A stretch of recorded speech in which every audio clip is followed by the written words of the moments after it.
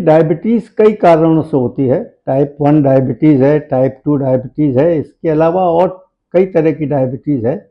आज से कुछ वर्ष पहले तक तो यही हमारे पास इंफॉर्मेशन थी, सूचनाएं थी। परंतु पिछले 10 वर्ष के अंदर इस बात के ऊपर काफ़ी ध्यान दिया गया है और निष्कर्ष ये निकाला है कि जैसे जैसे समाज में, हमारे वातावरण में पॉल्यूशन या प्रदूषण बढ़ता चला जा रहा है, उसी के साथ साथ डायबिटीज़ के मरीजों की संख्या भी बढ़ती चली जा रही है। पॉल्यूशन कई तरह से डायबिटीज़ कर सकता है। पैंक्रियाज जो कि इंसुलिन को प्रोड्यूस करता है, जिससे इंसुलिन निकलती है, जो कि शरीर में शुगर को कंट्रोल करके रखती है। किसी भी तरह का पॉल्यूशन हो, जिसमें खास करके जितने भी केमिकल पॉल्यूशंस हैं या प्लास्टिक आजकल बहुत ज़्यादा इस्तेमाल हो रही है, उसके पॉल्यूशन जो होता है वो पैंक्रियाज को अफेक्ट करता है और पैंक्रियाटिक सेल्स में जाकर कहीं ना कहीं डिपॉजिट होता है। और जब ऐसा होता है तो वहाँ से इंसुलिन बनना कम हो जाती है, या इंसुलिन जो बनती है वो बहुत अच्छी गुणवत्ता की नहीं होती है। तो ऐसे मरीजों में डायबिटीज़ होने की संभावना हमेशा ज़्यादा रहती है। अभी तक जो मेडिकल संभावना थी कि भाई प्रदूषण से सांस की बीमारी ज़्यादा होती है, प्रदूषण से कैंसर ज़्यादा होता है, प्रदूषण से हृदय रोग ज़्यादा होते हैं, वो सब तो अपनी जगह है। परंतु जो सबसे ताज़ा हमारे पास सूचनाएं हैं कि प्रदूषण से डायबिटीज़ भी ज़्यादा होती है। अच्छा, इसमें क्या क्या डायबिटीज क्या क्या नुकसान करती है शरीर में? कि डायबिटीज एक ऐसा रोग है जो शरीर के किसी भी अंग को, बालों से लेकर पैर के नाखून तक, किसी भी अंग को नहीं छोड़ती है। जो मुख्य मुख्य नुकसान होते हैं, अगर आज हम अपने डाटा देखें, दुनिया भर का डाटा, तो अंधे होने की सबसे बड़ी वजह आज की तारीख में कैटरेक्ट के बाद डायबिटीज होती है। यानी जो मोतियाबिंद उम्र के साथ होता है, उसके बाद सबसे बड़ी वजह डायबिटीज होती है। अक्सर आप लोगों ने देखा होगा कि लोगों का पैर काटना पड़ता है, क्योंकि डायबिटीज की वजह से खून की नसें खराब हो जाती हैं, खून का दौरा रुकता है।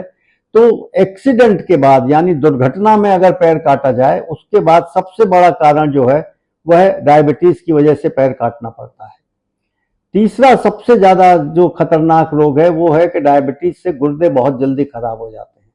और आज की तारीख में सबसे ज्यादा गुर्दा प्रत्यारोपण हो या गुर्दे की बीमारी हो या डायलिसिस करनी पड़े, उसमें डायबिटीज सबसे बड़ा कारण है।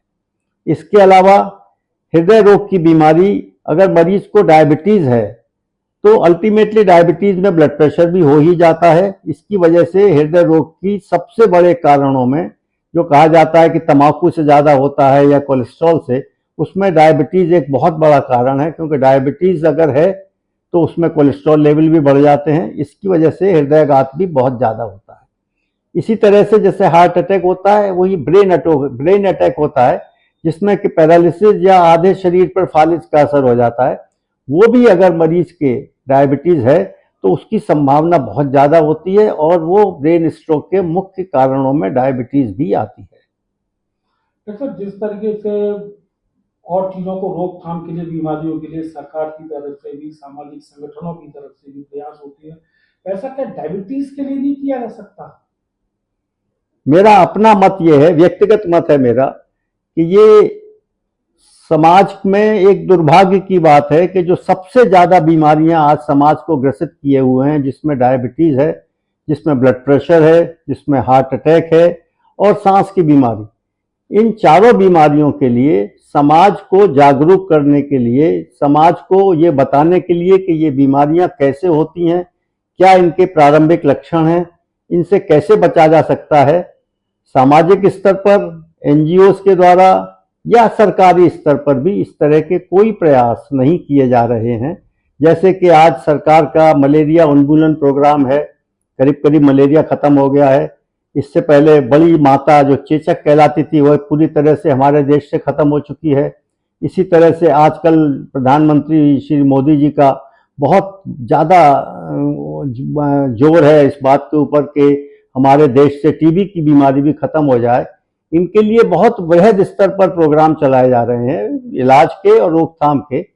इसी तरह से मेरा अपना व्यक्तिगत मानना है कि डायबिटीज हो या हार्ट अटैक हो या सांस की बीमारी हो, या इन सब से बचने के लिए भी सामाजिक स्तर पर, व्यक्तिगत स्तर पर और सरकारी स्तर पर, राज्य स्तर पर और केंद्र स्तर पर इस तरह के कार्यक्रम अनवरत रूप से चलाए जाने चाहिए कि मरीजों की, आम जनता को ये पता लगे कि ये बीमारियां क्या होती हैं।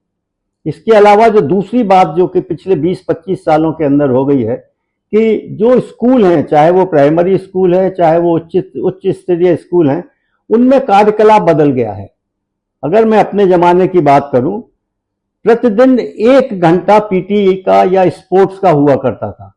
इसके अलावा जब स्कूल से घर आ जाते थे तो घर पर भी कोई ना कोई आउटडोर गेम, जो बाहर खेलने वाले गेम है, गिट्टी फोड़ है, क्रिकेट है, कबड्डी है, खो खो है, इस तरह के गेम जिसमें कि बहुत ज्यादा शारीरिक श्रम होता था, वो हम लोग करते थे। पीटी, एसीसी, पीएसी या एनसीसी इस तरह की शाखाएं थी जो कि नियमित रूप से की जाती थी। जहां तक मेरा ज्ञान है, अब ये सब कुछ चीजें करीब करीब खत्म होती जा रही हैं। स्कूलों में ये खत्म हो चुकी हैं और घर पर का आकर बच्चा सिर्फ इंडोर गेम्स कंप्यूटर पर खेलता रहता है, बाहर नहीं निकलता है। तो मेरा समाज से आग्रह है, माँ बाप से आग्रह है कि वे अपने बच्चों को इस बात के लिए प्रेरित करें कि वो कुछ ना कुछ आउटडोर गेम्स अवश्य खेलें, कोई ना कोई शारीरिक श्रम अवश्य करें। इससे ना सिर्फ डायबिटीज बल्कि ब्लड प्रेशर और उससे होने वाले दुष्परिणाम, हृदय रोग है या ब्रेन स्ट्रोक है या किडनी की बीमारी, इससे बचाव किया जा सकता है। आज की इस रिकॉर्डिंग के लिए मैं एक बात अवश्य कहना चाहूंगा कि करीब पिछले 15-20 वर्ष से लगातार हम इस तरह की रिकॉर्डिंग कर रहे हैं और यह सब कार्य एकमात्र संस्था जो कर रही है वो है मून टीवी।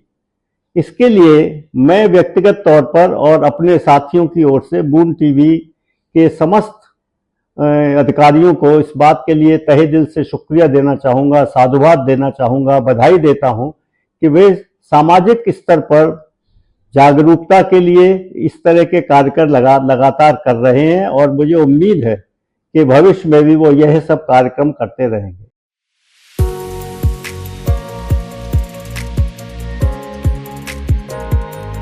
इसके अलावा जैसा कि मैंने कहा कि खेलकूद खत्म होते जा रहे हैं, मून ओलंपिक करके एक कार्यक्रम पिछले कई वर्षों से ये लगातार कर रहे हैं जिसमें आगरा जनपद के समस्त स्कूल भाग लेते हैं। तो इस तरह की जो एक्टिविटीज हैं जिसमें शारीरिक श्रम होता है, इसके अलावा देश के लिए प्रतिभाएं निखर कर आती हैं जो आगे चलकर इस नेशनल पर और इंटरनेशनल लेवल पर ख्याति प्राप्त करती हैं। और ताजा ताजा उदाहरण अगर आगरा का दूं मैं, तो चाहर ब्रदर्स हैं, जुड़ेल है और दीप्ति शर्मा है जो अभी अभी भारत ने क्रिकेट में विश्व चैंपियनशिप महिलाओं ने जीती है, उसमें उसका मुख्य भाग उसमें अपना पार्ट अदा किया है। तो आगरा से भी इस तरह की ख्याति निकली है।